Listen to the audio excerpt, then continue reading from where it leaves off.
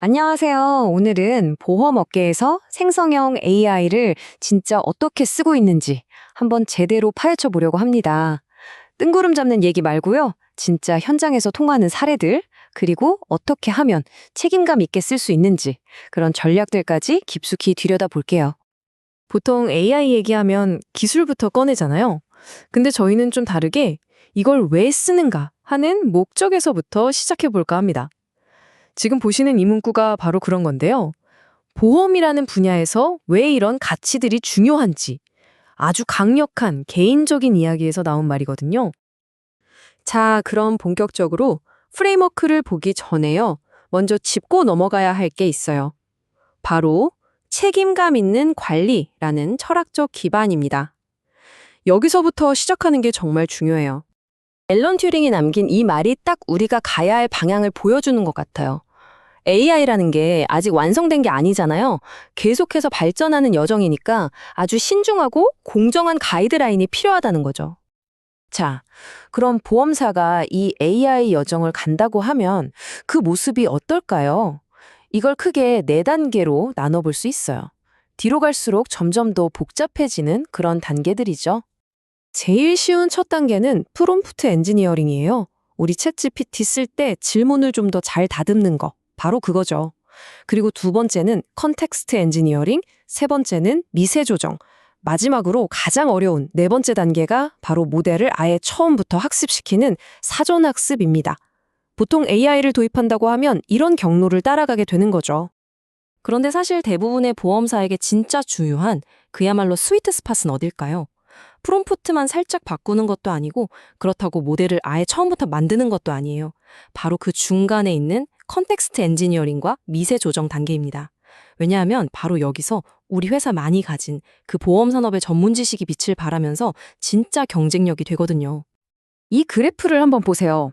사람이 혼자 일할 때, AI가 혼자 일할 때, 그리고 사람과 AI가 함께 일할 때, 결과가 확 다르죠?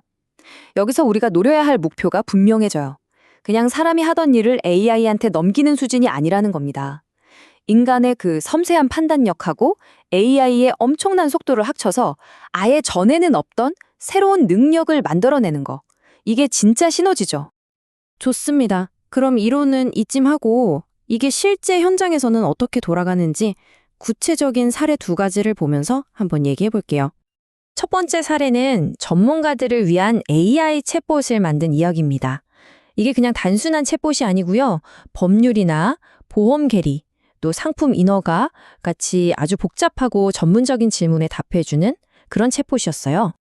이 프로젝트를 하면서 팀이 정말 중요한 몇 가지를 깨달았다고 해요. 역시 제일 중요한 건 데이터였고요. 이왕이면 가장 강력한 LLM, 그러니까 언어 모델을 쓰는 게 좋다는 것. 그리고 절대 잊지 말아야 할 것, 바로 사람이 항상 과정에 참여해서 감독해야 한다는 점입니다. 또 나중에 생각해서 확장 가능한 구조로 만들고 외부 파트너랑 일할 땐 아주 신중해야 한다는 교훈도 얻었죠. 자, 여기서 이제 중요한 질문이 하나 나옵니다. 그래서 우리가 직접 만들어야 할까? 아니면 그냥 사서 써야 할까? AI 솔루션을 도입하려는 회사라면 누구나 한 번쯤은 부딪히는 아주 중요한 전략적 고민이죠. 무작정 만들자 아니면 사자 하기 전에 이 네 가지 질문에 먼저 답을 해봐야 합니다. 첫째, 이 문제를 푸는데 AI가 꼭 필요한가? 둘째, 우리가 해결하려는 문제가 정확히 어떤 종류의 문제지? 셋째, 우리 회사에 이걸 해낼 만한 기술력이 있나? 마지막으로 어떻게 해야 가치는 최대로 끌어올리고 위험은 줄일 수 있을까? 이 질문들을 던져봐야 뭐랄까 뭣도 없는데 망치부터 찾는 그런 실수를 안 하게 되는 거죠. 두 번째 사례도 흥미롭습니다. 이번엔 컴퓨터 비전 기술을 썼는데요. 막 뒤죽박죽 정리가 안 된 PDF 문서들 있잖아요. 그런 문서들을 AI가 자동으로 읽고 분석해서 이 보험금 청구에 필요한 서류가 다 제대로 들어왔나를 판단하게 한 거예요. 여기서 두 가지 방법을 테스트해봤어요.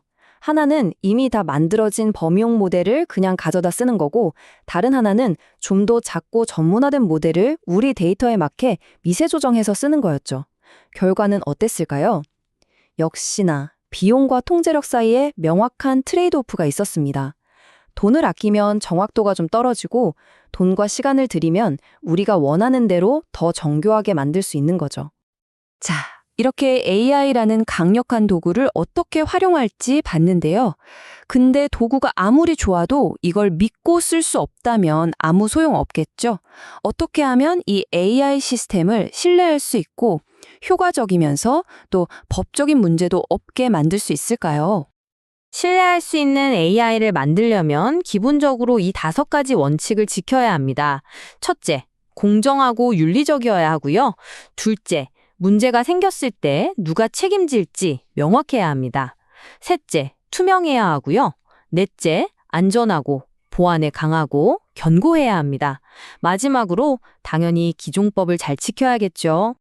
이런 원칙들을 실제로 구현하려면 개발 과정의 처음부터, 그러니까 첫날부터 딱 세워둬야 하는 3가지 핵심 기둥이 있습니다. 그 첫 번째 기둥은 바로 평가입니다. 근데 여기서 말하는 평가는 프로젝트 다 끝나고 마지막에 잘 됐나 하고 도장 찍는 그런 게 아니에요. 프로젝트 시작할 때도 평가, 중간에도 평가, 배포할 때도 평가, 이렇게 프로젝트 전 과정에 걸쳐서 계속해서 이루어져야 하는 끊임없는 과정이라는 거죠. 그리고 나머지 2기둥은요. 두 번째는 설계 기반 프라이버시. 개인정보 보호를 나중에 땜질하듯이 하는 게 아니라 아예 시스템을 설계할 때부터 핵심 요소로 넣어야 한다는 뜻입니다.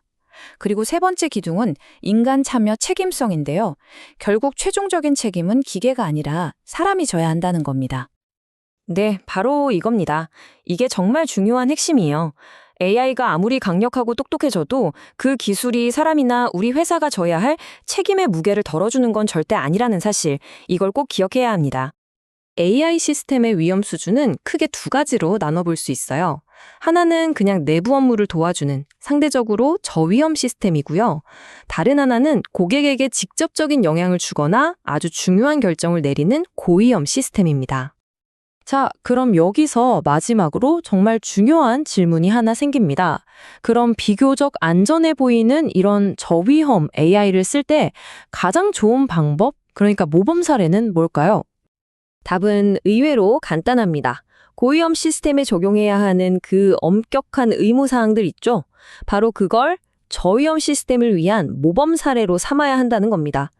다시 말해서 AI가 아무리 간단해 보여도 처음부터 가장 높은 기준을 적용하는 게 결국 가장 안전하고 좋은 길이라는 거죠.